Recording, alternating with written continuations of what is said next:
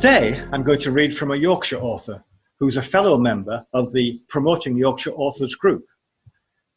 I saw The Trial of Marie Montrecourt by Kay Patrick being promoted in their Facebook page and was attracted by the cover. Yes, I know, don't judge a book by its cover. It isn't a genre I generally read, nor from a time that I normally like, but something drew me in and I wasn't disappointed. The story tells of a girl brought up in a convent in France who has no choice but to leave and is then forced into a marriage by a guardian appointed by whom? The marriage is supposed to be to a respectable household, but that isn't how it turns out. The tale unfolds with every page, and it's a novel you want to finish, but are disappointed when it has, for it stays with you. It's full of pathos, the characters are well formed, and it exposes the hypocrisy of the time. Maybe we just have different types of hypocrisy now. Though set at the start of the 20th century, much resonates in our modern society, and it tells us how we got to where we are now.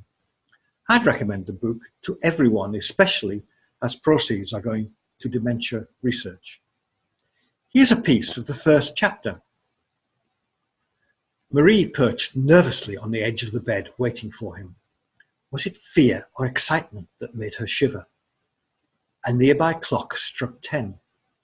Mr. Pickard would be arriving soon, so she must get ready. There was no difficulty in choosing what to wear. It would have to be that hated grey serge skirt and white blouse that she'd arrived in, because those were the only clothes she had. Both were too big for her. She must pin up her hair too. With practiced ease, she piled it up on top of her head, jabbing in pins to hold it in place. She was quite proud of her hair, probably her best feature. One of the nuns had described it as being the colour of burnt sugar, but she'd never seen burnt sugar, so didn't know if this was true.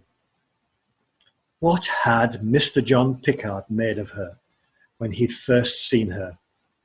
Whatever it was, it didn't seem to please him. Perhaps he hadn't been expecting to escort a young woman who looked little more than a child from Chartres.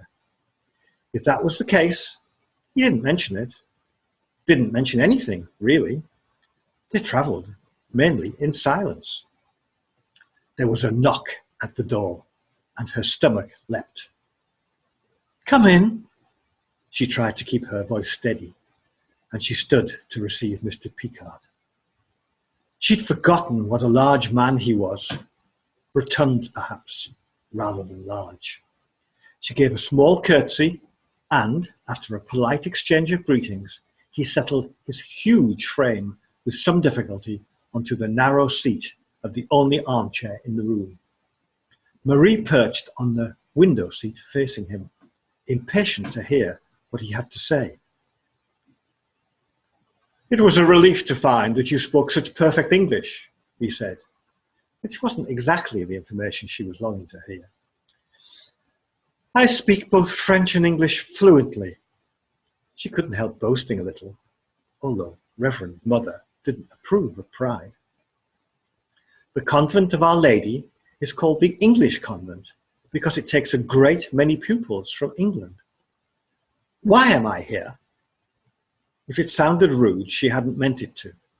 She'd accepted the decision to go to England, unquestionably, but surely now she deserved some answers. Have I family here in Harrogate? Someone has discovered a relative, a distant relative, perhaps? He raised a hand to silence her and took a handkerchief to mop his brow. "I must say, I was startled by the suddenness of your departure from the convent." Yes, well, she hesitated for a moment. He'd never understand her true reasons, so she concentrated on the practical. "On my 18th birthday, Reverend Mother told me that the money left for my keep had come to an end. There was nothing more remaining. I'm not sure why you were approached, though." "I'm a solicitor." John Pickard appeared to believe that would suffice as an answer. "What do you imagine your future will be now?" "I don't know." She'd always assumed she would go on helping Sister Grace in the infirmary. when she had finished her education. A thought struck her. Is it Sister Grace who got in touch with you? Reverend Mother said I had no living relatives, but Sister Grace has. She was born in England. Are they offering me a home? He observed her in silence. Trying to starve yourself was a very foolish thing to do, you know.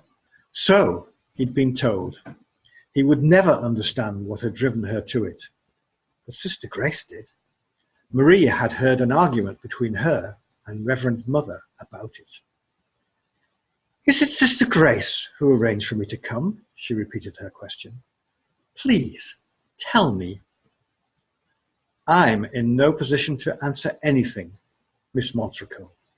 I simply follow orders.